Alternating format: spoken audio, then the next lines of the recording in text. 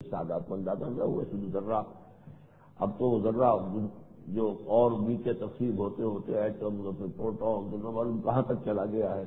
Photons. لیکن ذرے کا لفظ عربی زبان میں کہاں سے آیا ہے؟ یہ جو چیونٹیوں کے انڈے ہوتے ہیں ان انڈوں سے جو اس کے بچے برابر ہوتے ہیں ان کے لیے لفظ کس طرح چھوٹے، اس میں سے وہ چیونٹی خود اس کی کیا بساط، اس کے انڈے میں سے نکلنے والا بچہ. تو یہ ہے ذرے. تو یہ ذرے کے ہم وزن بھی کبر اگر کسی کے دل میں ہے وہ جنت میں داخل نہیں. ایک اور حدیث ہے اور یہ حدیث جو ہے مسلم شریف میں ہے اور یہ حدیث قدسی ہے. حضرت ابو ہریرہ رضی اللہ تعالی عنہ کے راوی ہیں، حضور فرماتے ہیں قال اللہ عز وجل، اللہ عز وجل فرماتا ہے العز ازاری والکبر ردائی، عزت یہ میرا تہبند ہے، ازار ہے، والکبر ردائی، اور تکبر یہ میری چادر ہے. فمن ینازعنی فی واحد منہما فقد عذبتہ، تو جو کوئی ان دونوں میں سے کسی شے کے بارے میں مجھ سے جھگڑا کرے گا. ہم یہ منازعت کسے کہتے ہیں؟ کھینچ تان کو، نزع کھینچ لینا. عالم نزع کیا ہوگا؟ جبکہ انسان کی جان کھنچ رہی ہوگی. اسی سے بنا ہے یہ تنازع. تنازع کیا ہوتا ہے؟ ایک ادھر کھینچ رہا ہے، ایک ادھر کھینچ رہا ہے، ایک بات کو ادھر لے جا رہا ہے، ایک بات کو ادھر لے جا رہا ہے. ایک کہتا ہے اس کا یہ حق ہے، دوسرا کہتا نہیں یہ حق ہے. تو یہاں پر میں فمن ینازعنی، اگر میری یہ چادر کسی نے میرے کندھے سے گھسیٹنے کی کوشش کی، کھینچ تان کی، وہ خود اپنے اوپر اوڑھنا چاہے کبر کی ردا اور وہ خود باندھنا چاہے تہبند جو ہے وہ عزت کا، تو سمجھ لو کہ پھر وہ میرے عذاب کا مستحق ہو کر ہے. ایک تیسری حدیث حضرت سلمہ بن عکوس رضی اللہ تعالی عنہ، لا یزال الرجل یذهب، حضور نے فرمایا، اور یہ ترمذی شریف کی روایت ہے، یذهب بنفسه حتى يكتب في الجبارين فيصيبه ما اصابه. ایک شخص اپنے بارے میں سوچتا رہتا ہے، خیالات ہی کے اندر اپنے آپ کو بڑا سے بڑا بناتا چلا جاتا ہے، لیکن ہوتے ہوتے پھر یہ جو اس کا خیال ہے یہ اس درجے اس پر مستولی ہو جاتا ہے کہ پھر جبارین میں اس کا نام درج کر دیا جاتا ہے. پھر اس کا حشر بھی وہی ہوگا جو جبارین کا ہوگا. یہ آخری حدیث سے اعتبار سے بڑی اہم ہے کہ ایک نفسیاتی حقیقت کی طرف اشارہ کر رہی ہے. یہ ایک نفسیاتی روگ ہے، ایک بیماری ہے، ایک مرض ہے، اور اس میں انسان اور جدید اصطلاح میں اصل میں جدید نفسیات میں بھی اس مرض کا ذکر موجود ہے. میگالومینیا، میگالومینیا اسی کو کہتے ہیں. مینیا ایک ہوتا ہے کسی شخص کی کوئی خام خواہ کا کوئی وہم سوار ہو جائے، یہ مینیا ہے. فلاں شخص کو مینیا ہو گیا ہے، فلاں شخص جو ہے، اور یہ ہمارے ہاں باقاعدہ جو ہے امراض میں شمار ہوتا ہے مینیا. لیکن میگالومینیا کسی شخص کو یہ خم سوار ہو جائے میں بڑا ہوں، میری شخصیت بڑی ہے، میرے اوصاف ہیں، میری صلاحیتیں ہیں، پھر میری جو بھی سمجھیے کہ اچیومنٹس ہیں یہ بہت بڑی ہے. یہ میگالومینیا جو ہے یہ جو ہے حقیقت بہت بڑا جو ہے وہ ایک مرض ہے. اور جو شخص اس میں مبتلا رہتا ہے ہوتے ہوتے پھر اس کا اندراج چاہے وہ بڑا ہوا ہو یا نہ ہوا ہو، لیکن کیونکہ اپنے ذہن میں اس نے اپنا یکساں بنا لیا ہوتا ہے تو اللہ تعالیٰ کے ہاں جو حساب کتاب کے رجسٹر ہیں ان میں اس کا نام جبارین میں درج ہو جاتا ہے، اور پھر اس کا حشر بھی وہ ہو کر رہتا ہے جو جبارین کا ہے. یہ ساری جو میں نے آج گفتگو کی ہے تکبر پر، کبر پر، یہ اس اعتبار سے بھی کہ ایک عام اخلاقی تعلیم ہے، ہمارے دین کی بڑی بنیادی تعلیم ہے. ہر شخص کے لیے اس میں نصیحت ہے، ہدایت ہے. اور خاص طور پر یہ اس پہلو سے میں سب سے پہلا مخاطب اپنی اس گفتگو کا اپنے آپ کو سمجھتا ہوں، اس لیے کہ جو لوگ بھی کسی قومی خدمت کے میدان میں آ جائیں اور اس سے بھی بڑھ کر جو کسی دینی خدمت کے میدان میں ہیں، ان کا واقعہ یہ ہے کہ سب سے بڑا خطرہ یہی ہوتا ہے کہ ان کے اندر تکبر اور عجب پیدا ہوتا ہے. ہم نے یہ خدمت کر لی ہے اور ہم نے یہ کام کر دیا ہے، یہ علم کی خدمت ہم نے کی ہے، یا فلاں جو ہے ہم نے اس طرح کے تیر مار لیے ہیں. اور اس رکوع میں جیسا کہ آپ نے دیکھا بعد میں خطاب ہو رہا ہے حضور صلی اللہ علیہ وسلم، ان الذی فرض علیک القرآن لرادک الی معاد، یقیناً اے نبی صلی اللہ علیہ وسلم جس ہستی نے آپ پر یہ قرآن کو فرض کر دیا ہے یعنی قرآن آپ پر لازم کر دیا ہے کہ آپ قرآن لوگوں تک پہنچائیں، قرآن پڑھ کر سنائیں، قرآن سکھائیں، قرآن سمجھائیں، قرآن پر عمل کرائیں اور قرآن کے نظام کو قائم کریں۔ یہ ساری ذمہ داری جس ہستی نے آپ پر ڈالی ہے، جو کا علام آئے وہ یقیناً آپ کو ایک بڑے عظیم انجام تک پہنچائے گا۔ یہ چونکہ، اور میں نے جیسا کہ عرض کیا تھا ابتدا میں کہ یہ خطاب تو حضور سے ہے صلی اللہ علیہ وسلم، لیکن جو بھی اس امت میں کسی بھی دور میں اس سے پہلے کبھی دینی خدمت پر اور خاص طور پر خدمت قرآن پر کمر بستہ ہوا ہو یا آئندہ ہو یا اب ہو رہا ہو، وہ گویا کہ بالواسطہ طور پر وہ بھی مخاطب ہے ان آیات کے۔ اس میں شروع ہی سے یہ بات آ جانا بڑی اہمیت کا حامل ہے کہ تلک الدار الآخرۃ نجعلھا للذین لا یریدون علوا فی الارض ولا فسادا۔ مبادا اس دعوت میں اور اس تحریک میں، اس جد و جہد میں، اس بھاگ دوڑ میں بھی کہیں وہ نفس کی نفسانیت جو ہے کسی چور دروازے سے داخل نہ ہو گئی ہو کہ جس میں اپنے عجب اور اپنے تکبر اور اپنی تعالی کا کوئی پیدا ہوتا ہو۔ اس اعتبار سے یہ آیت بھی اور یہ جو احادیث بھی میں نے آپ کو سنائی ہے، وہ یا کہ بالعموم ہم میں سے ہر شخص کے لیے اور خاص طور پر جو بھی کسی اعتبار سے نمایاں ہو جائیں ان کے لیے، اور ان میں سے بھی اخص الخواص کے درجے میں جو لوگ کسی دینی خدمت کے اعتبار سے نمایاں ہو جائیں، ان سب کے لیے اس میں بڑی بنیادی ہدایت اور رہنمائی ہے کہ جسے مستحضر رکھنا بہت ضروری ہے۔ لیکن یہ کہ خاص سبب جو ہے آج وہ میں اس حوالے سے عرض کروں گا کہ تاریخ انسانی اس پر شاہد ہے کہ دنیا میں وہ جو علامہ اقبال نے کہا ہے کہ اسکندر و چنگیز کے ہاتھوں سے جہاں میں 100 بار ہوئی حضرت انسان کی خبا چاک۔ یہ جو دنیا کے اندر بڑے بڑے فساد رونما ہوئے ہیں، بڑے بڑے پیمانوں پر ہلاکتیں آئی ہیں، بڑے بڑے پیمانوں پر تباہیاں آئی ہیں، اگر تجزیہ کیا جائے تو معلوم ہوتا ہے چند افراد کا میگالومینیا ہوتا ہے، چند افراد کے اندر وہ اپنے علوم اور اپنے بارے میں عجب اور تکبر کا جو ہے وہ یہ مرض یہ اس درجے پیدا ہو جاتا ہے۔ اگر وہ باصلاحیت بھی ہو تو پھر جو فساد وہ پیدا کرتے ہیں زمین کے اندر، فساد اس کا نتیجہ ہے۔ تلک الدار الآخرۃ نجعلھا للذین لا یریدون علوا فی الارض ولا فسادا۔ اب اس صدی کا سب سے بڑا ہمارے سامنے نمایاں واقعہ موجود ہے، نصف صدی سعودیہ کے تقریباً وسط میں یہ جو دوسری عالمگیر جنگ ہوئی تھی، ایک شخص ہٹلر اور اس کا میگالومینیا، اس کی ذاتی شخصیت کے اندر یہ جو اپنے لیے علم اور اپنے اقتدار اور اپنا اختیار اور اپنے لیے قوت اور حیثیت، پھر اس نے اسے ایک قوم کی شکل دی۔ ظاہر بات ہے کہ اوپر ابھرنے کے لیے کسی شخص کو سہارا چاہیے، اس نے وہ قومی جو ہے برتری اس کی شراب پلائی اپنی قوم کو۔ We are a superior race, German race جو ہے دنیا کے اندر یہ بڑی اعلیٰ نسل کے لوگ ہیں، ہم بڑی اعلیٰ قوم ہیں، we are a superior race. اور اس کے حوالے سے ایک پوری قوم کو جو ہے کتنے بڑے فساد کا ایک آلہ بنا دیا، جس سے کہ آپ کو معلوم ہے کہ یورپ جو ہے تہس نہس ہو کر رہ گیا، تہس نہس ہو کر رہ گیا۔ یہ تو اس کے بعد سے پالیسی ایسی بدلی ہے ویسٹ کی کہ اب جو بھی کنفرنٹیشن ہوگا وہ یورپ میں نہیں ہوگا، وہ ہوگا اس لیے کہ تہس نہس ہو جاتا ہے ملک۔ ہاتھیوں کی لڑائی ہو رہی ہو یا سانڈوں کی لڑائی ہو رہی ہو تو وہ کھیت جو ہے اس کی فصل کا کیا بنتا ہے وہ تو سب کو معلوم ہے، وہ تو کچلی جائے گی، مسلی جائے گی، تباہ و برباد ہو جائے گی، تو وہ ملک تو تباہ و برباد ہوئے۔ لیکن یہ کہ اب جو جنگ آئی ہے وہ مڈل ایسٹ میں آ گئی ہے، یہ بہت عرصے سے کہا جا رہا ہے تیسری عالمگیر جنگ، اس کا میدان بنے گا مڈل ایسٹ۔ وہ جنگ چاہے اس کے پیچھے مہرے وہی ہوں گے، قوتیں وہی ہوں گی، باہر آپس میں ٹکراریں ہوں گی، لیکن یہ کہ اس کا میدان جنگ جو ہے وہ مڈل ایسٹ ہوگا۔ لیکن میں صرف عرض یہ کر رہا تھا کہ ایک ہٹلر کی میگالومینیا نے اور اس کے اندر جو یہ خود پرستی اور اس کا جو ایک جذبہ پیدا ہوا، اس نے اسی علوا فی الارض ولا فسادا جو اپنی شخصیت کے اندر تھی اسے ایک قوم کے اندر انفیوز کیا، اس کا نفوذ اتنا ہو گیا کہ پوری قوم اس نشے کے اندر مبتلا ہو گئی۔ اور پھر یہ کہ اس کے نتیجے میں یورپ کا تو تہس نہس ہونا معاملہ ہی سب کو معلوم ہے، لیکن اس کے ساتھ ہی فار ایسٹ کا معاملہ جب جاپان بھی اس کے ساتھ اس کی الائی کی حیثیت سے کھڑا ہو گیا تو کتنی بڑی تباہی دنیا میں آئی۔ میں یہ محسوس کر رہا ہوں کہ ہمارا جو موجودہ حکمران خاندان ہے اس کے اندر بھی اس مرض کے جراثیم ہیں جو پروان چڑھ رہے ہیں۔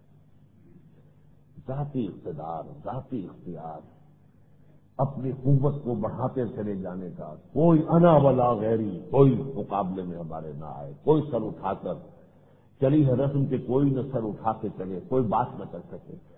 یہ رجحان نہایت خطرناک ہے۔ اشخاص کے لیے تو ہے ہی، اس لیے کہ پھر ان کے لیے آخرت میں کوئی حصہ نہیں، تلک الدار الآخرۃ نجعلھا للذین لا یریدون علوا فی الارض ولا فسادا۔ لیکن یہ کہ اس کے حوالے سے کہ قوم اور ملک اور اس کا مستقبل داؤ پر لگ جائے۔ اب دیکھیے ان کے جو قدم میں نے پہلے بھی بیان کیے، آتے ہی 13ویں ترمیم آئی اور وہ ایک حد تک جائز تھی کہ واقعتاً جب آپ پارلیمانی نظام کو سیدھے سے لگائے ہوئے ہیں تو پارلیمانی نظام کے اندر جو ہیڈ آف دی اسٹیٹ ہوتا ہے اس سے درشنی ہوتا ہے، اس کی کوئی حیثیت نہیں ہوتی۔ جیسے کہ ملکہ انگلستان جو ہے وہ کیا حیثیت ہے؟ میں تو کہا کرتا ہوں کہ بکنگم پیلس جو ہے وہ ہیومن زو ہے، اس کے سوا کی کوئی حیثیت۔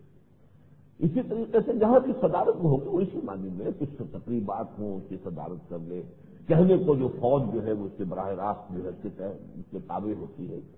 لیکن اصل جو اختیار ہوتا ہے حکومت کے چلانے کا وہ دراصل وزیر اعظم کا ہے۔ اس پہلو سے جو عدم توازن جو ہے آخری ترمیم نے پیدا کر دیا تھا، کیونکہ ضیاء الحق صاحب نے معاملہ کیا تھا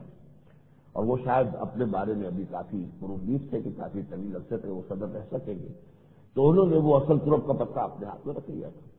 لیکن 13ویں ترمیم کی حد تک میں سمجھتا ہوں کہ ان کا اقدام جو ہے جائز تھا۔ 14ویں ترمیم میں آ کر اس کا بھی ایک حصہ بہت جائز تھا، بہت عمدہ تھا، بہت صحیح تھا، اور اسی کے حوالے سے قوم نے اسے کسی درجے کو خوشامدید بھی کہا، یعنی جو نوٹا کریسی تھی اس کا خاتمہ۔ یہ بات صحیح ہے کہ جو شخص جس پارٹی کے ٹکٹ پر الیکشن لڑ کر آئے، اگر اس پارٹی سے اسے اختلاف ہو گیا ہے تو اسے اپنی سیٹ چھوڑ دینی چاہیے۔ پارٹی کو چھوڑتا تو سیٹ سے بھی اس کو یقیناً لاگو ہو جانا چاہیے، اس لیے کہ وہ اس پارٹی کے ٹکٹ پر اس کے مینیفیسٹو کی بنیاد پر اسے الیکشن لڑا ہے، لوگوں سے ووٹ حاصل کیے۔ لیکن یہ کہ اس درجے جو اس کے اندر اضافہ کیا گیا کہ خود پارٹی کے اندر اظہار اختلاف کے اوپر جو قدغنیں اور پابندیاں لگی، اور یہ تو ٹھیک ہے، ایک تو ہے کوئی مسئلہ ایسا ہو کہ جس میں آپ جو مینیفیسٹو کا کوئی بنیادی مسئلہ ہے اس پر آپ اختلاف رائے کرنے لگے ہیں تو آپ کو جائز ہے، فوراً واپس جائیے، اپنی سیٹ چھوڑ دیجیے۔ لیکن مینیفیسٹو سے متعلق مسئلہ نہیں ہے، ڈے ٹو ڈے معاملات آتے ہیں حکومت کے، قوم کے، ملت کے، اس میں بھی اپنی ضمیر کے مطابق رائے نہ دے سکنا، یہ تو در حقیقت انسان کے اخلاقی اصولوں کے منافی ہے، اسے حق ہونا چاہیے۔ وہ پارٹی نہیں چھوڑ رہے، یہ نہیں ہو رہا ہے کہ وہ 4-6 کا گروپ بنا کر علیحدہ ہو گئے جس سے کہ حکومتی جو ہے وہ گر جائے، نہیں، لیکن یہ کہ وہ وہاں اپنی ذاتی رائے بھی تو حاصل ہے، اس کا پارٹی کے ساتھ ایک منسلک ہونا بھی اس کی شخصیت کا ایک جز ہے، لیکن اس کی ذاتی رائے، اس کی ذاتی سوچ، اس کا اپنا ضمیر، کیا وہ بالکل جو ہے وہ پابند سلاسل ہو سکتا ہے؟ نہیں ہونا چاہیے۔ اس اعتبار سے میں سمجھتا ہوں کہ اس میں بھی کچھ جو ہے، یعنی یوں سمجھیے کہ اعتدال سے بڑھ کر بات ہوئی ہے، اور اس ضمن میں البتہ یہ کہ اچھی علامت پیدا ہوئی تھی، اس کا یہ ظہور بھی ہوا تھا کہ 15ویں ترمیم کا جو اوریجنل مسودہ تھا اس پر خورشید محمود قصوری صاحب نے جو طرز عمل اختیار کیا تھا، اس پر یہ کہ پارٹی کی جو پارلیمانی میٹنگ تھی اس میں نواز شریف صاحب نے کہا تو پھر آپ کو اختلاف ہو گیا تو آپ پارٹی کو چھوڑ دیجیے اور مستعفی ہو جائے، اس فوراً لکھا استعفیٰ سے، ٹھیک ہے میں استعفیٰ دیتا ہوں، اور وہ پھر کچھ اور آوازیں سنائی تھی کہ کوئی 15-20 آدمی اور بھی ہیں جو کہہ رہے کہ ہمیں کاغذ دیے جائیں کہ ہم بھی استعفیٰ دے دیں، تو پھر یہ کہ نواز شریف صاحب نے، میں سمجھتا ہوں اچھا کیا کہ اپنا وہ اقدام واپس لیا، اپنے اس ترمیم کے اندر وہ مزید ترمیم کر لی، کم سے کم یہ کہ وہ پوائنٹ کے جو خورشید محمود قصوری صاحب نے اٹھائے تھے ان کو انہوں نے جو ہے اس میں سے نکال دیا۔ لیکن 15ویں ترمیم کا جو مسئلہ آیا ہے، میں اصل میں آج اس کے بارے میں تھوڑی سی تفصیل سے بات کرنا چاہتا ہوں۔ اس کی وجہ کیا ہے؟ یہ شریعت کی بالادستی کی جو ترمیم تھی، اس کے لیے سب سے بڑھ کر محنت جو کی ہے موجودہ جو بھی ہمارے حکمران ہیں ان کے برسر اقتدار آنے کے فوراً بعد سے، وہ میں نے کی ہے ذاتی طور پر، یہ تنظیم اسلامی نے کی، اس کے لیے تحریک چلائی، اس کے لیے سیمینار کیے، اس کے لیے جلوس نکالے، اس کے لیے لیٹرز کی مہم چلائی وغیرہ وغیرہ، اور اس کے نتیجے میں ہم نے سفارشات دی کہ یہ چیزیں۔ اس کے علاوہ بعد میں مجھے معلوم ہوا، اس وقت تک میرے علم میں نہیں تھی یہ بات، کہ خود نواز شریف صاحب کا جو پہلا دور تھا وزارت عظمیٰ کا، اس کے دوران جب کچھ عرصے کے لیے مولانا عبدالستار نیازی صاحب رہے تھے ان کے وزیر امور مذہبی، تو انہوں نے بھی کچھ سفارشات پیش کی تھی، بڑی کمیٹی بنی تھی، اس کمیٹی کے اندر ججز تھے، اس کمیٹی کے اندر مختلف پارٹیوں کے نمائندے تھے، سب نے دستور میں اسلامائزیشن کے لیے کچھ اقدامات تجویز کیے تھے کہ یہ کام ہونے چاہیے، اور حیرت انگیز مشابہت تھی جو کمیٹی تھی اس کی سفارشات تھیں اور ان میں جو ہم نے پیش کی۔ لیکن بہت انتظار کے بعد جب یہ ترمیم سامنے آئی تو اس کا سرے سے کوئی ذکر ہی نہیں ہوا۔ ہم نے کیا تجویز کیا تھا؟ 2A جو دستور کے اندر اب قرارداد مقاصد جو ہے ایک حصہ اس کا ایک شق بن گئی ہے، آرٹیکل ہے 2A، اس کے ساتھ یہ لکھ دیا جائے کہ یہ پورے دستور پر حاوی ہوگی، جس کی کمی کی وجہ سے ایک فیصلہ سپریم کورٹ کا آیا جو نہایت ناپسندیدہ فیصلہ۔ نمبر 2 یہ کہ 227 جو ہے دفعہ کہ اس ملک کے اندر کوئی قانون سازی کتاب و سنت کے منافی نہیں کی جائے گی، اس کے ساتھ اضافہ کر دیا جائے کہ قرآن اور سنت سپریم لا ہوں گے۔ ایک ہے منفی بات کہ یہاں کوئی کتاب و سنت کے منافی قانون سازی نہیں ہو سکتی، اسی کا مثبت پہلو یہ ہے کہ supreme law of Pakistan is the book of Allah and the سنہ آف پروفیٹ صلی اللہ علیہ وسلم۔ لیکن اس کو وہاں اضافہ کر کے لایا کہ شامل کیا جائے 2B کی حیثیت سے قرارداد مقاصد کے ساتھ، اس لیے کہ یہ اس کی اصل جگہ ہے۔ 2A میں آپ نے طے کیا کہ حاکمیت اللہ کی ہے، 2B میں گویا کہ طے ہو گیا کہ حاکمیت اللہ کا مطلب کیا ہے کہ قرآن اور سنت سپریم لا ہوں گے اور یہاں کوئی قانون سازی کتاب و سنت کے منافی نہیں کی جا سکتی۔ اس کے بعد میری یہ تجویز تھی، اس میں نیازی صاحب کی رائے شامل نہیں تھی، میری رائے یہ تھی کہ پھر یہ CII جو ہے کاؤنسل آف اسلامک آئیڈیالوجی، یہ بالکل بے معنی ہو چکی ہے فیڈرل شریعت کورٹ کے وجود میں آنے کے بعد، ویسے بھی اپنا کام مکمل کر چکی ہے، اس لیے جو دستوری ٹینیور تھا وہ کبھی کا ختم ہو چکا، تو پورا جو چیپٹر نمبر 9 ہے اس کو ختم کر دیا جائے، 228 سے لے کر 230 تک یہ 3 دفعات میں خارج کر دی جائے۔ چنانچہ حال ہی میں آپ نے دیکھا ہوگا کہ بحث سے بعد کے اخبارات میں آئی ہے کہ یہ جو فیڈرل شریعت کورٹ میں کچھ مقدمات اس وقت زیر سماعت آ گئے ہیں، جس میں آئلی قوانین کا مسئلہ بھی آیا ہے، کچھ اور معاملات، یہ شادی بیاہ کی رجسٹریشن لازم کر دینا یا اس طرح کے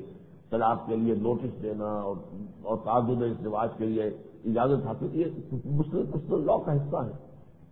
اس کے ضمن میں سرکاری وکیل نے یہ کہا ہے کہ فیڈرل شریعت کورٹ اس کی سماعت کی مجاز ہی نہیں ہے، یہ واپس اختیار کیا ہم نے، اور قانون سازی نہ فیڈرل شریعت کورٹ کا حق ہے اور نہ ہی جو ہے کوئی اور ادارہ اس کا اختیار رکھتا ہے۔ یہ کام تو اگر کرنا ہے کسی درجے میں تو CII کو کرنا ہے، کاؤنسل آف اسلامک آئیڈیالوجی،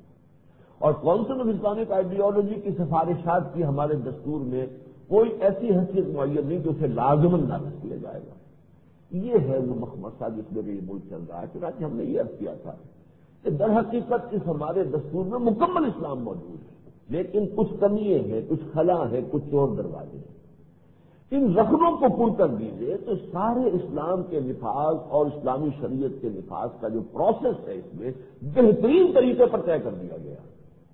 اس میں بالکل کوئی نیا ایک قضیہ کھڑا کر دینا، ایک نئی صورتحال پیدا کر دینا کہ جس سے اس سابق کا کوئی سرے سے تعلق ہی نہ ہو، یہ اصل میں ایکسرسائز انفینٹی ہے اور بہت بڑی غلطی ہے جو کی گئی۔ وہ یہ ہے کہ کوئی بھی شخص شریعت کورٹ میں جائے کہ صاحب یہ قانون اسلام کے خلاف ہے، جو پہلے سے ہے یا اب بن رہا ہے یہ خلاف ہے، یا جو بنا دیا گیا وہ خلاف ہے، فیڈرل سپریم کورٹ کو حق حاصل ہے کہ وہ کہے کہ ٹھیک ہے، سنیں، سماعت کرے، دونوں طرف کا نقطۂ نظر سنیں، فیصلہ دے دے کہ ہاں صاحب یہ خلاف قانون ہے۔ اور اگر وہ مرکزی معاملہ ہے تو مرکزی حکومت کو، صوبائی معاملہ تو صوبائی حکومت کو نوٹس دے دے کہ اتنی مہلت کے اندر 3 مہینے، 4 مہینے، 6 مہینے اس کی جگہ متبادل قانون سازی کر لو، ورنہ یہ مہلت ختم ہوتے ہی یہ قانون کل عدم ہو جائے گا، ڈیفالٹ ہو جائے گا۔ یہ پروسیس ہے۔ اب ظاہر بات ہے قانون سازی فیڈرل شریعت کورٹ کو نہیں کرنی ہے، قانون سازی تو آپ کی اسمبلی کریں گی، صوبائی معاملہ ہے صوبائی اسمبلی کرے گی، اور اگر مرکزی معاملہ ہے تو نیشنل اسمبلی کرے گی۔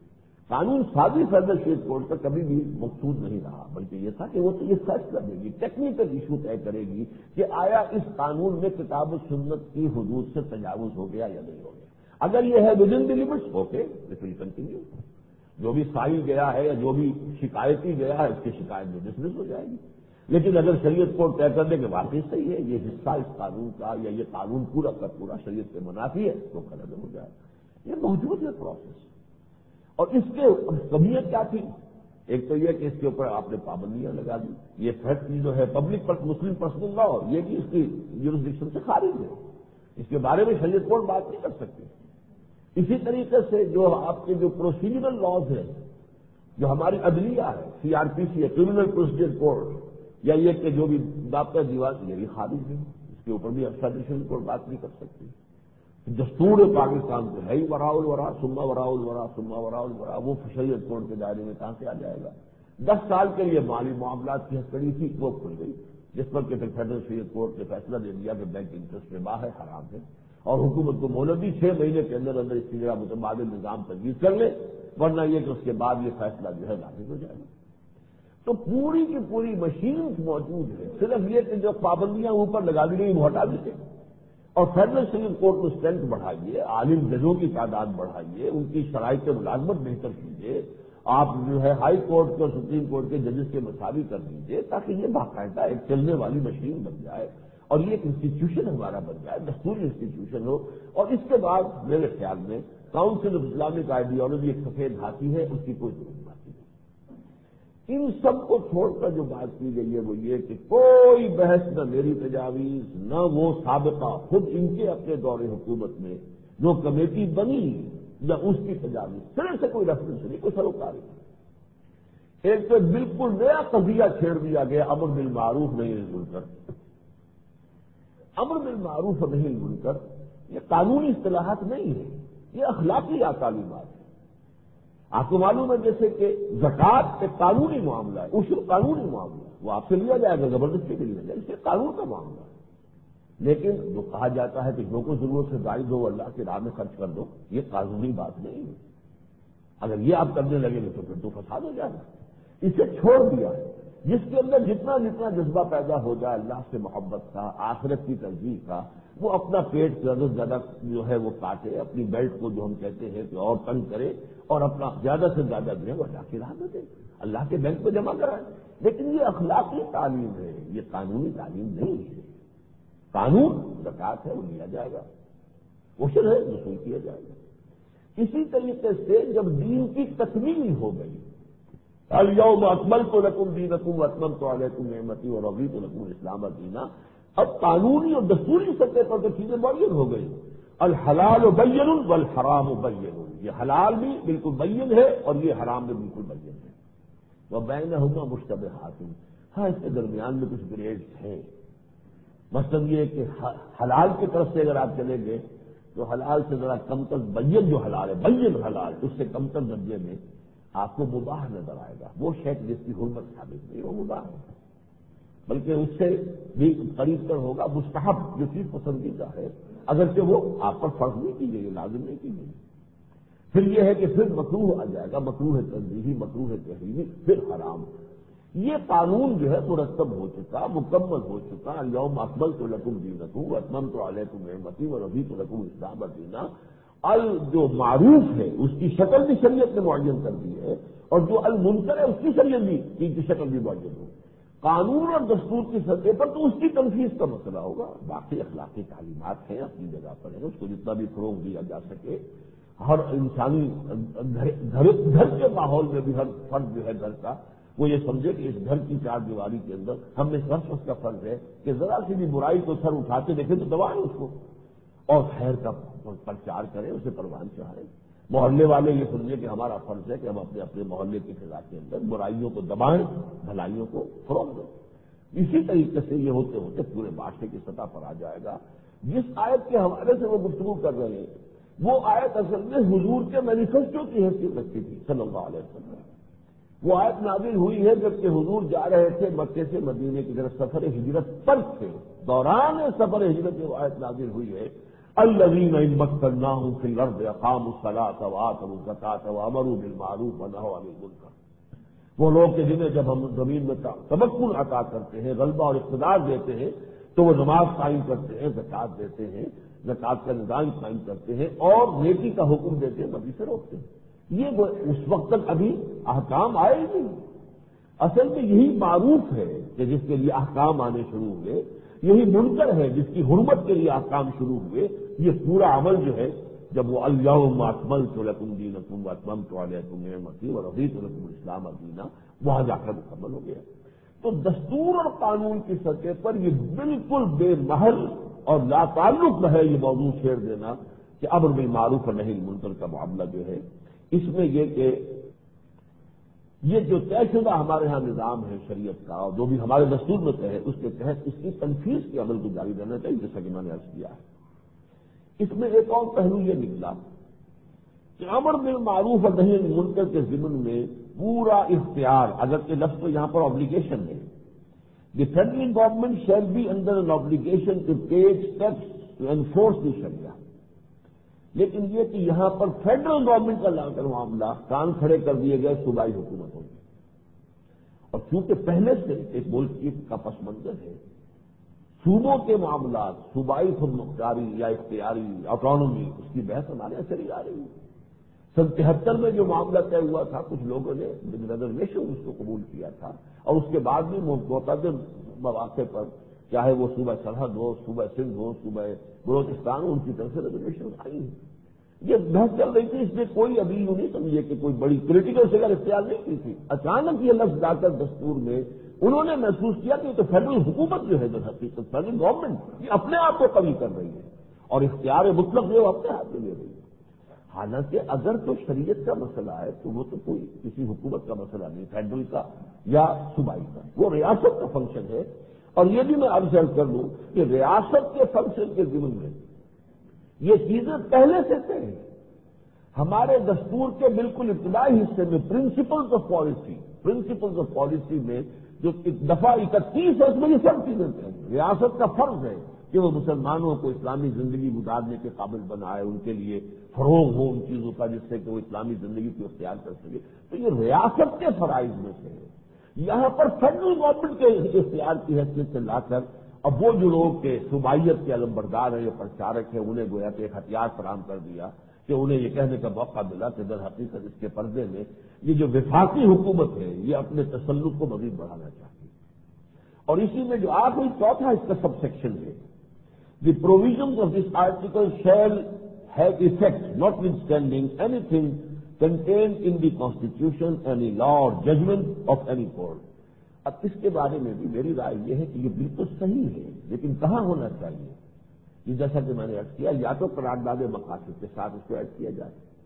اور یا یہ کہ دفعہ 2 جو میں نے تجویز کی ہے کتاب و سنت کی سپریمیسی، لیکن اس کے لیے جو دفعہ 227 اس وقت موجود ہے اس کو شامل کر کے وہاں یہ الفاظ آنے چاہیے، اور اس کے بغیر واقعتاً دستور جو ہے وہ اس کی تنفیذی حیثیت اس دفعہ کی موجود نہیں ہوتی۔ لیکن اسے اس میں لا کر امکان پیدا کر دیا گیا ہے کہ میری جن لوگوں سے گفتگو ہوئی، میں نے چونکہ اس کی ایک انٹرپریٹیشن خود کی، اور اسی کے حوالے سے آپ کو یاد ہوا کہ میں نے یہاں تقریر کی تھی کہ اب جو ترمیم شدہ جو ہے یہ صورت اس ٹیکس بل کی، اس میں کوئی قباحت نہیں رہی۔ میں نے اشتہار شائع کیا، ہزاروں روپے اس پر خرچ کیے تنظیم کے، تمام سینیٹرز کو اپیل کی کہ مجھ کو تسلیم کریں، اس کے حق میں تائید کریں، پھر میں ملا بھی ہوں جا کر۔ لیکن جب گفتگویں ہوئی تو خود مسلم لیگ کے بھی بعض لوگوں نے کہ جو ماہرین قانون نے کہا کہ بات تو یہی صحیح ہے جو آپ نے سمجھی، اور یہی بات مجھے ابھی انجینئر سلیم اللہ خان صاحب بھی آئے تھے، انہوں نے بھی بڑے پرزور انداز میں اس کی وکالت کی کہ یہ تو در حقیقت اس اصل دفعہ کے لیے ہے کہ یہاں قرآن و سنت کی بالادستی ہوگی، اس کے ساتھ ہے۔ لیکن یہ کہ ان کا کہنا یہ ہے مخالفین کا کہ ٹھیک ہے، لیکن کسی بھی شخص کے لیے موقع رہے گا کہ وہ اس دفعہ کو سیکشن نمبر 4 ہے اس کا، اسے وہ اس سیکشن نمبر 2 کے ساتھ جوڑ دے کہ فیڈرل حکومت جو اقدامات بھی کرے گی وہ اقدامات ہر عدلیہ سے، ہر کانسٹیٹیوشن سے، ہر اس چیز سے بالا تر ہوں گے، کوئی کسی کے تحت جو ہے ان سے چیلنج نہیں کیا جا سکے گا۔ یہ 2 دفعات ایسی ہیں جسوں نے کہ اس بل کو متنازع بنا دیا، اور یہ بہت بڑی بدقسمتی کی بات ہے کہ یہ مسئلہ نہ اٹھتا ابھی، جیسے کہ نہیں اٹھا تھا تو بات اور تھی۔ شریعت کی بالا دستی کے عنوان سے ایک بل لایا جائے اور پھر وہ متنازع ہو جائے اس ملک کے اندر، جو اسلام کے نام پر بنایا گیا، جس کا واقعہ یہ کہ جواز کوئی نہیں بغیر اسلام کے، جس کے وجود اور جس کی بقا اور جس کا استحکام کلیتاً اسلام کے ساتھ وابستہ ہے، اس میں اس کو متنازع بنایا ہے۔ لیکن متنازع بنانے والے یہ اقدامات ہیں،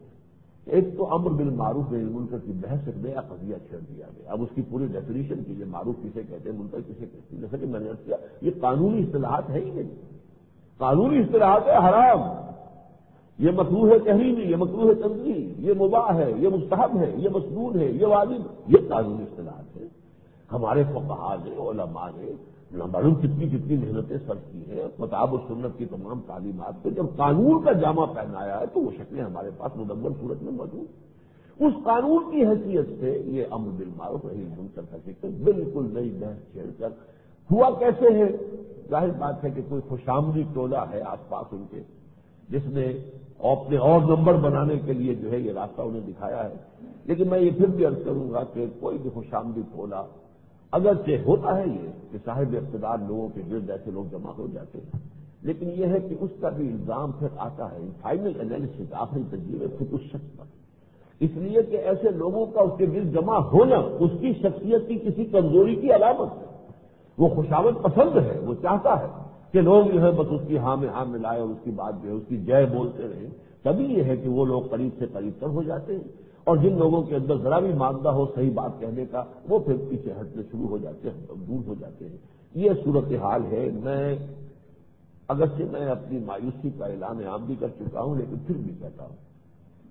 جب تک بھی اللہ تعالیٰ نے ان کے ہاتھ میں اختیار و اقتدار دیا ہوا ہے، ظاہر بات ہے کہ ابھی تو وہ ملک کا، ملت کا، امت کا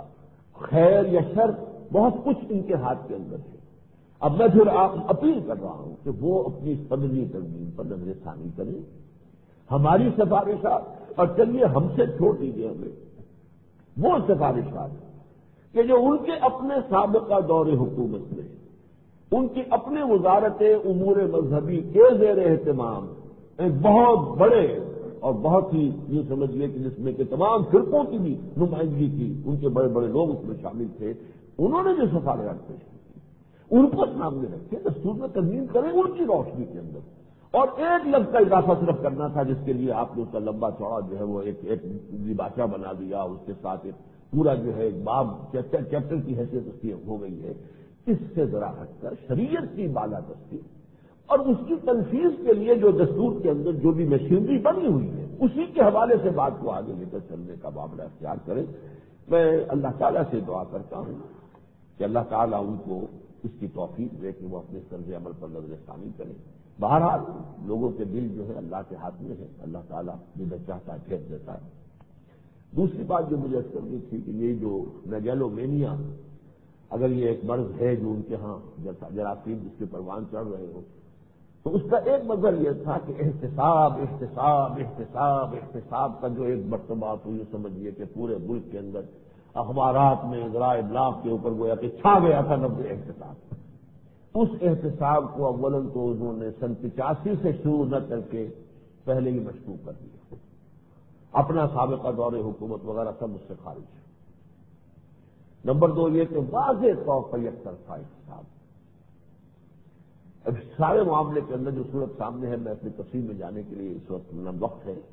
لیکن اس میں جو خاص طور پر تذکرہ میں کرنا چاہتا ہوں کہ جو ادارہ جنگ کے ساتھ جو اس وقت کشاکش اور سخت ترین درجے کی کشاکش، جنگ کا جو حال ہے، جو حال وہ آپ کے سامنے ہوگا، وہ اب 8 صفحے پر چھپ رہا ہے، وہ رنگینی اس کی ختم ہو گئی، رنگین صفحات جو ہے وہ اب یعنی سمجھیے کہ ایک ماضی کی یادگار بن گئے ہیں صرف۔ فی الحال تو صورتحال یہ بھی خبر آئی ہے کہ شاید اب صرف 6 صفحوں پر چھپ سکے، 8 پر بھی نہ چھپ سکے، وہ جنگ بازار بھی بند ہو چکا ہے۔ یہ سارا جو کچھ ہو رہا ہے اس میں جب جنگ کی طرف سے اپیل آئی، انہوں نے اپنا پورا مقدمہ پیش کیا، شواہد سامنے آئے، تو میں نے ایک خط، یہ اخباری بیان نہیں تھا، میں نے بس اس چونکہ انہوں نے کہا تھا کہ آپ نے اگر یہ ساری بات پڑھی ہے اور یہ معاملات پر غور کیا تو اپنی رائے لکھے، تو میں نے وہ رائے اپنی لکھی، اور لکھی یہ کہ صرف جنگ کو بھیجی، لیکن ساتھ ہی یہ کہہ دیا کہ اگر آپ کو اسے شائع کرنا تو مینوان شائع کریں۔ میرے نزدیک جو کچھ اس پر اس وقت ہو رہا ہے اس میں حکومت کی نیک نیتی نہیں ہے، وہی کہ کوئی احتساب کرنے والا، کوئی اختلاف پیدا کرنے والا، کوئی ہماری بھی اگر کوئی کوتاہیاں ہو رہی ہوں تو ان کی نشاندہی کرنے والا، ہمارے بارے میں باہر پریس کے اندر دنیا میں اگر کوئی بات سن گئی ہو جو ہمارے لیے، جو ہماری عزت میں یا ہماری جو بھی ہے اس کو نقصان پہنچانے والا، اس کا کہیں یہاں پہ تذکرہ کرنے والا وہ موجود نہ رہے، اور اسی کے لیے دباؤ اس کے ثبوت دے دیے۔ اب تو حال یہ ہے کہ کیسٹ سنا دیا ہے رات کل جو ان کی ہوئی ہے پریس کانفرنس شکیل الرحمان کی، جس میں سیف الرحمان صاحب کے ڈائلاگ موجود، ان کی طرف سے چیلنج آیا کہ فیصل مسجد میں آ کر یہ حلف اٹھا دو تو ہم سارے اپنا معاملہ جو ہے آپ کے حوالے کر دیتے ہیں، نہیں وہ جانے کو تیار ہوئے۔ جزوی طور پر مان بھی لیا آپ نے، ہاں یہ بھی کہا تھا، یہ بھی کہا تھا، یہ بھی کہا، ہاں یہ بھی کہا تھا کہ آپ 14 صحافی جو ہے یہاں سے اپنے ہاتھ سے نکال دیں، صرف اس کی ترمیم کی، اس کا انہوں نے ثبوت کیسٹ کی شکل میں پیش کر دیا، چیلنج کیا ہے کہ اگر ہمت ہے تو ہماری کیسٹ جو ٹیلی ویژن کے اوپر یا ریڈیو کے اوپر سنوا دیا جائے پوری قوم کو۔ یہ صورتحال واقعہ میرا خیال، میرا جو موقف ہے وہ تو اپنی پہ وقت نہیں ہے، وہ تو میں چاہوں گا کہ آج ندائے خلافت کے سر وقت پر میں نے شائع کر دیا ہے، جس میں میری رائے یہ ہے کہ یہ اقدام نہیں کرنا چاہیے۔ اگر تو انکم ٹیکس کا معاملہ تو ایک دم یہ کروڑوں کا معاملہ کہاں سے آ گیا ہے، اور کیا یہ سارا معاملہ باقی اخبارات کی بھی چھانبین ہو رہی ہے؟ یہ چیزیں ہیں کہ جن سے آدمی، ایک عام آدمی جو ہے، ظاہر بات ہے کہ تفاصیل تو ہمارے علم میں نہیں ہے، لیکن سرکمسٹانشل ایویڈنس جسے ہم کہتے ہیں، قرائن کی شہادت، اس کے بنا پر تو معلوم ہوتا ہے کہ نیکی نہیں، اس لیے کہ بعض دانشور ہیں جن کے قلم میں بھی تاثیر بھی ہے، وہ اس کے مستقل کالم نگار ہیں، لکھنے والے ہیں، اور میں ان کے بارے میں میری اپنی ذاتی رائے نہیں ہے کہ انہوں نے ہر دور میں جو کچھ لکھا ہے، ارشاد احمد حقانی صاحب کی طرف میرا اشارہ ہے، وہ ہمارے سابق ساتھیوں میں سے بھی ہیں، جماعت اسلامی میں ہوا کرتے تھے، جب ہم بھی تھے وہ بھی تھے۔ بہرحال وہ جو ہے ان کے بارے میں چاہے ذاتی طور پر انہوں نے مجھے بہت بڑا نقصان پہنچایا تھا، ایک موقع پر بہت بڑا نقصان پہنچایا تھا،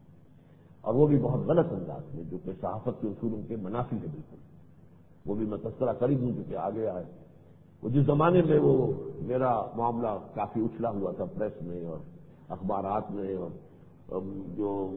وال اسٹریٹ جرنل ہے وہ بھی فرنٹ پیج پر شائع کر رہا تھا میری اسٹوری، اور لاس اینجلس ٹائمز بھی شائع کر رہا تھا، اور ٹورنٹو اسٹار بھی شائع کر رہا تھا۔ یہ جو ہے ٹیلی فون تو انہوں نے مجھے کیا تھا کہ آپ سے ملاقات کے لیے آنا، میں سمجھا وہ پرانا سابقہ ہمارا ربط اور تعلق ہوگا، میں نے کہا ٹھیک ہے آئیے، جب چاہے آ گئے تو ان کے ہاتھ میں ٹیپ ریکارڈر تھا، تو مجھے اچھا ہو گیا، تو انٹرویو کے لیے آ رہے ہیں، تو گفتگو ہو گئی۔ اس کے بعد انہوں نے میری اندازے میں تو یہ تھا کہ ٹیپ ریکارڈ بھی بند کر دیا، اٹھ کر چل پڑے، میرے کاؤچ سے اٹھے، دروازے میں اب کھڑے ہو کر ایک سوال کیا کہ یہ جو ورکنگ ویمن ہے اس ملک کے اندر کام کرنے والی دفتروں میں اور مختلف جگہوں پر، ان کا آپ کیا کریں گے؟ میں نے کہا کہ میرے ہاتھ میں اختیار تو میں ان سب کو پینشن تک بھیج دوں گا، لیکن میں نے یہ لائٹ موڈ میں بات کہی کہ میں نہیں سمجھتا تھا کہ یہ بھی اس کا حصہ ہے۔ انہوں نے جا کر سب زیادہ نمایاں اسی کو شائع کیا، اور پھر وہ طوفان جو اٹھا تھا اس وقت آپ کو یاد ہوگا، وہ اگرچہ اب اس کو گزر گئے ہیں 15-16 سال، لیکن یہ کہ پھر بھی وہ طوفان تھا۔ تو انہوں نے میرے ساتھ یہ حرکت کی، لیکن میں اس کے باوجود ان کے بارے میں رائے رکھتا کہ ان کا قلم متوازن رہا ہے۔ انہوں نے بے نظیر بھٹو پر بھی تنقیدیں کی ہیں اور شدید تنقیدیں کی ہیں، اختلاف کیا ہے، اگرچہ ان کے بہت قریب بھی رہے ہیں، ضیاء الحق صاحب سے طویل تنقیدیں کرتے تھے، اور ان کا اپنا جو نظریہ ہوتا ہے اس پر میرے نزدیک ان کا جو بھی تحریر ہوتی ہے ان کے اپنے ضمیر کی آواز ہوتی ہے۔ بھارت ان چیزوں کو برداشت نہیں کرتے، یہ جو میگلومینیا کا جن کے اندر مرض ہو، کوئی شخص بھی ہماری کسی بات کو غلط کرنے والا کام کہیں نہیں ہونا چاہیے۔ تو یہ میں سمجھتا ہوں کہ حکومت کو، میری رائے جو ہے، میں نے البتہ رائے اس کو جو جنگ کو خط لکھا تھا اس کا یہ حصہ بہت اہم ہے، کیونکہ جو تحریر شائع ہوئی تھی جنگ میں، اس میں یہ تھا کہ ہم اللہ کی عدالت میں اپنا معاملہ پیش کر رہے ہیں، تو میں نے کہا تھا کہ آپ کو اگر آج اللہ یاد آ گیا ہے، کاش کہ اسی طرح اللہ آپ کو پہلے بھی یاد ہوتا۔ اردو صحافت میں خاص طور پر لاہور جو قدیم ترین مرکز ہے اردو ادب اور اردو صحافت کا، اس میں روزانہ اخبارات کے اندر رنگینی جو پیدا کرنے کا میں جو آپ کا رول رہا ہے وہ کسی سے چھپا ہوا نہیں ہے۔ فحاشی، اریانی، بے حیائی اور جو مشرقی اقدار ہیں ان کا ستیہ ناش کرنے میں جو رول آپ نے پلے کیا ہے، اگرچہ اس کی ابتدا کا صحرا تو ہے عنایت اللہ مرحوم ایک ہوتے تھے جنہوں نے کہ مشرق شروع کیا تھا، تو مشرق میں یہ رنگین صفحات شائع کرنے کی بدعت یہ پہلے انہوں نے شروع کی تھی، اور میں تصویریں ایکٹریسوں کی اور نوجوان لڑکیوں کی تاکہ اخبار بھی کہیں، حالانکہ پوری دنیا میں کہیں امریکہ میں کسی روزنامے میں کوئی رنگین صفحہ نہیں ہوتا، فوٹو ہوتے ہی نہیں ہے، فوٹو اگر ہے تو ایونٹس کے ہیں، واقعات کے حوالے سے فوٹو ہیں، باقی پورنوگرافک ان کی میگزینس ہے، آپ کو اوریا کریم جو ہے آپ کو میگزین ہے جس کو وہ چاہیے وہ لے لے، لیکن یہ کہ ڈیلی ویڈیو اس کے اندر یا نیوز ہوں گے اور یا یہ کہ ویوز ہوں گے، اللہ خیر اللہ انٹرنیشنل معاملات کے اوپر ہوں گے، قومی معاملات پر ہوں گے، لیکن ہمارے ہاں اس خباثت کا جو ہے آغاز کرنے والا عنایت اللہ تھا، اور اس کے بعد اس کو فروغ دینے والا سب سے بڑا شکیل الرحمان تھا۔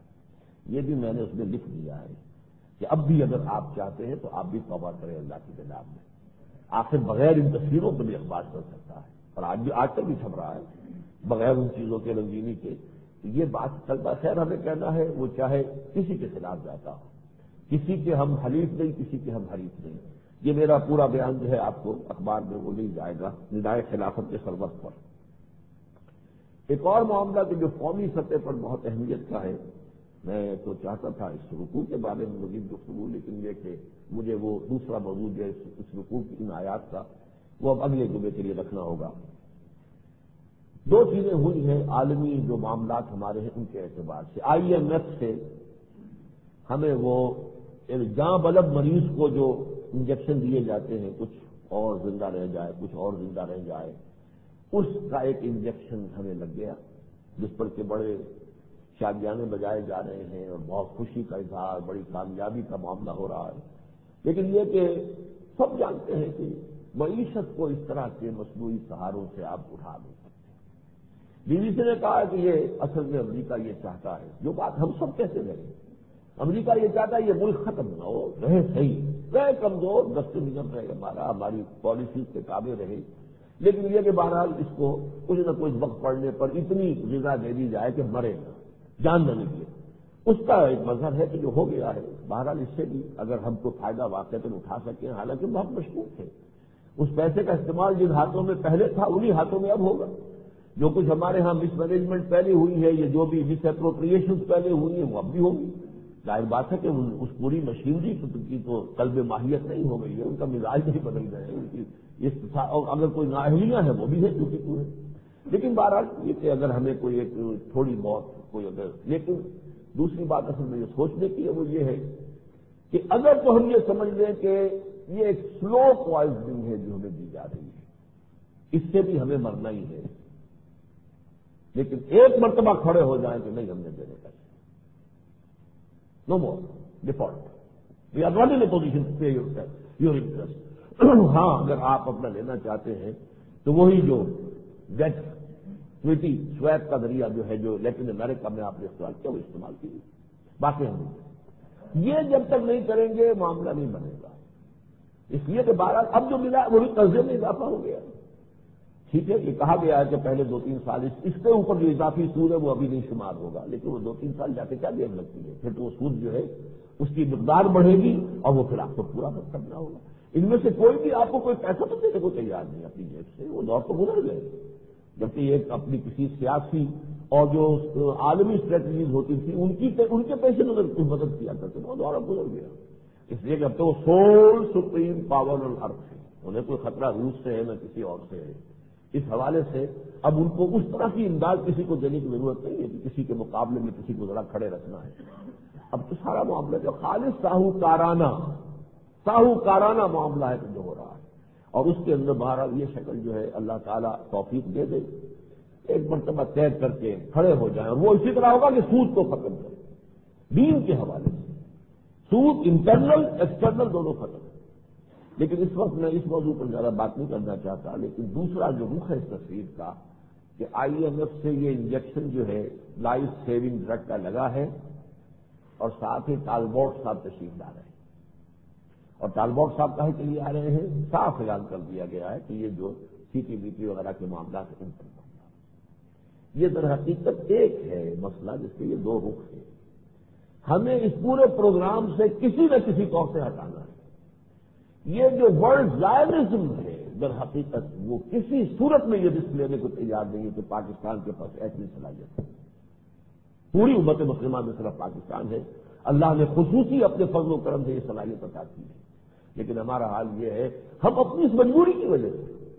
یعنی واقعہ یہ ہے کہ حالات جو ہیں کہ اب جو عدالت نے فیصلہ دے دیا ہے کہ آپ کے وہ جو فورن کرنسی اکاؤنٹ سے جو بند کیے غلط ہے،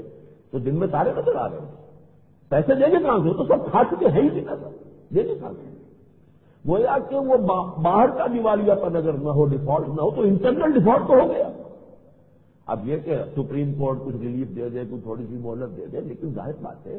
کوئی عدالت اس فیصلے کے خلاف نہیں جا سکتی۔ یہ عقل کا فیصلہ ہے، یہ دیانت کا تقاضا ہے، یہ امانت کا تقاضا ہے۔ آپ نے کس طریقے سے خوشامد کر کے لوگوں سے باہر کے پیسے منگوائے تھے اور ایک دم اس کے اوپر جو اس طریقے سے اس کو فریز کر کے بیٹھ جانا، یہ بہت بڑی زیادتی ہے، بددیانتی ہے، خیانت ہے، یہ سارا کچھ آپ نے کیا ہے۔ پھر یہ کہ اگر واقعتاً آپ کا کوئی دین کی طرف رجحان ہوتا تو پیش قدمی ہوتی تو اس کے حوالے سے لوگوں سے اپیل کرتے ہیں. خدا کے لیے ذرا سوچیے، اپنے حالات کو دیکھیے. یہ ہمارا وائٹ پیپر ہے، یہاں ہم کھڑے ہیں، ہمیں پورے ملک کی دنیا کے بین الاقوامی حالات سے مقابلہ درپیش ہے. آپ اپیل کرتے ہیں، لیکن یہ جس طریقے سے ڈاکہ جو ڈال دیا گیا، اب یہ کہ عدالت کے فیصلے بس کیا ہوگا؟ انٹرنل ڈیفالٹ تو ہو گیا. اس حوالے سے واقعہ یہ ہے کہ ایک وقت میں آ کر ہمیں وہ آخری مسئلہ جو ہے، وہ جو جملہ مشہور ہے کہ شیر کی ایک دن کی زندگی جو ہے دیگر کی 1000 برس کی زندگی سے بہتر ہے، ٹیپو سلطان کا یہ فیصلہ. اگر اس کو ہم ایک دفعہ سمجھ لیں کہ پاکستانی قوم ایک مرتبہ شیر کی طرح زندہ رہنے کا فیصلہ کرے، چاہے وہ زندگی 1 دن کی ہو 2 دن کی ہو، کوئی پرواہ نہیں. لیکن پھر ایسے ہی لوگوں کے لیے پھر زندگی ہوتی ہے، اللہ انہیں زندگی دیتا ہے. اور یہ کہ جو اس سے ڈرتے رہیں گے ان کے لیے تو ہے جرم رئیسی کی سزا مرگ مفاجات، چاہے وہ مرگ مفاجات جو ہے وہ اچانک نہ آئے بلکہ وہ سلو پوائزننگ کے ذریعے سے آ رہی ہے. عدلیہ کے ساتھ جو جنگ اور بہاد آرائی جو ہے اس حکومت کی شروع ہوئی ہے وہ بھی ایک نیگیٹو معاملہ ہے. عدالتی نظام میں بھی میں مانتا ہوں یہ عدالتی نظام بہت غلط ہے، بہت خام ہے، اس میں لیکونی ہے، اس میں خلا ہے، جس کی وجہ سے مقدمہ طویل سے طویل اور طویل سے طویل تک ہوتا چلا جاتا ہے، فیصلے نہیں ہو پاتے، جس کی وجہ سے جرائم کی بہتری نہیں ہو سکتی. اور سول مقدمات تو اکثر بیشتر ایسا ہوتا ہے کہ دادا نے مقدمہ شروع کیا تو پوتے کو شاید اس کی جو ہے وہ ڈگری مل جائے، مجھ سے پہلے تو معاملے طے ہوتے ہی نہیں. اور سارے وکیلوں کی جو ہے دکانداری اس پر چلتی ہے اور دکانداری چمکتی ہے. کچھ نہیں، اس نظام کے لیے اصلاح کی ضرورت ہے، لیکن آپ اس نظام کو یوں کا توں برقرار رکھے ایک متبادل نظام قائم کرتے یہ غلط ہے. آپ اس نظام میں اصلاح کیجیے نا. ایک ملک میں 2 عدالتی نظام تو نہیں کر سکتے. آپ نے اگر تو آپ کے یہ سمجھتے ہیں کہ کراچی کا مسئلہ حل نہیں ہو سکتا تو کراچی میں مارشل لا لگائیے، پھر کھلا مارشل لا لگائیے اور فوج کو پورا اختیار دیجیے. صرف فوجی عدالتیں، سویلین معاملات ان کے یہاں لانا اور پھر یہ کہ اس کی بنا پر کیپٹل پنشمنٹ دے دینا، تو میں سمجھتا ہوں کہ صحیح فیصلہ ہے جو دیا گیا ہے، اس کے اوپر پابندی لگائی گئی ہے. جو پہلی ملاقات ہوئی تھی نواز شریف صاحب سے جب یہ میرے پاس آئے تھے اپنے والد صاحب کے ہمراہ، اس وقت بھی انہوں نے تشویش کا اظہار کیا تھا. تو میں نے یہ کہا تھا کہ آپ کی تشویش صحیح ہے جیسا میں نے ابھی کہا، لیکن آپ نے CRPC جو ہے کرمنل پروسیجر کوڈ، اس کو تو شریعت کوڈ کے دائرے سے باہر رکھا ہوا ہے. وہ تو سیکرٹ کاؤ ہے، وہ تو جو کا تو رہے گا. اس کو جو کا تو رکھنے کی وجہ سے تو ساری خرابی آ رہی ہے. آپ اسلام کا قانون شہادت نافذ کیجیے، کسی شخص کی شہادت ایک مرتبہ جھوٹی ثابت ہو جائے تو پھر دوبارہ اس کی گواہی سنی نہ جائے کہیں پر، اور جھوٹی شہادت کو بھی ایک قابل تعزیر جرم بنا دیجیے. پھر دیکھیے مقدمات کس طریقے سے جو ہے آسانی کے ساتھ طے ہوتے ہیں اور یہ لمبے لمبے جو چلتے چلے جاتے ہیں وہ معاملے کیسے ختم ہوں گے. تو اس پروسیجر جو ہے اس کوڈ کو آپ درست کیجیے، لیکن عدلیہ یہی رکھیے. 2 یا 3 متوازی جو نظام چل رہے ہیں، یہ اینٹی ٹیررسٹ عدالت ہے اور یہ فلانی عدالت ہے اور یہ فوجی عدالت ہے، یہ بھی در حقیقت کوئی عمدہ چیز نہیں ہے. بہرحال یہ ساری چیزیں بھی میرے نزدیک اہم ترین ہونے کے باوجود قانونی ہے. اصل مسئلہ اس ملک کا اصل رول، اصل کردار جس کے لیے یہ ملک قائم ہوا تھا، جس کے بغیر اس کا استحکام تو بہت دور کی بات ہے، اس کے بقا کا کوئی امکان نہیں ہے، وہ ہے اسلام کی طرف صحیح معنی میں خلوص کے ساتھ، ہیرا پھیری نہیں بلکہ خلوص کے ساتھ اسلام کی امپلیمنٹیشن. اللہ تعالیٰ اسی لیے میں نے زیادہ تفصیلی گفتگو جو کی ہے آج اسی موضوع پر کی ہے. اور میں پھر جیسا کہ میں نے عرض کیا تھا اپیل کرتا ہوں، میں کوشش کروں گا کہ اپنے ان خیالات کو ایک مضمون کی شکل میں بھی ان اخبارات میں شائع کراؤں. یہ چیزیں سوچیے، اسی ترمیمی بل کے اندر مزید ترمیم کر کے، یا یہ کہ ان ترامیم کو سامنے رکھ کر جو میں نے پیش کی تھی، جو عبدالستار نیازی صاحب کے عہد میں ان کی ایک قائم کردہ بڑی ایک بہت ہی نمائندہ قسم کی کمیٹی نے جو پیش کی تھی، ان کو سامنے رکھیں. باقی ہمارے ہاں جو ہو رہا ہے، میں اس سے سب سے زیادہ دردناک پہلو جو ہے میرے نظر وہ سود کا ہے، اس کو ذکر کرنے کا آج موقع ہی نہیں. خود کمیٹی بنائی راجہ ظفر صاحب کی سربراہی، حالانکہ کوئی ضرورت نہیں. بہت سا کام ہو چکا، اسٹیٹ بینک کے لیول پر ہو چکا، CII کے لیول پر ہو چکا، اس کی امپلیمنٹیشن کا بھی ایک دور آیا تھا، اور جو یعنی اسٹیٹ بینک آف پاکستان کا نوٹیفیکیشن جس کے لیے ایشو ہو چکا، سب کچھ کام ہو چکا تھا. وہ تو افسر نو اس کے اوپر عمل درآمد کی بات تھی. نہیں، ایک اور کمیٹی بنا دی اور ایک کمیٹی اب اس کی رپورٹ دبا کر بیٹھے ہوئے، اس کو ہوا نہیں لگنے دے رہے. یہ چیزیں جو ہے کیا کرے آدمی. واقعہ یہ ہے کہ جیسے وہ ہے کہ ڈراؤنگ مین کیچز اے اسٹرا، میں کوشش کرتا ہوں کہیں سے امید کا کوئی سرا جو ہے کوئی کرن ہاتھ آئے تو ذرا انسان جو ہے اس کے حوالے سے اپنے آپ کو برقرار رکھے، لیکن یہ ہے کہ بار بار نا امیدی کے ایسے حملے ہو رہے ہیں۔ بھئی ہم ایک عرض تمنا ایسے ہم کرتے رہیں گے، جس عرض تقافل ہے تو وہ ان کو مبارک۔ اقول قولی ھذا واستغفر اللہ لی ولکم ولسائر المسلمین والمسلمات۔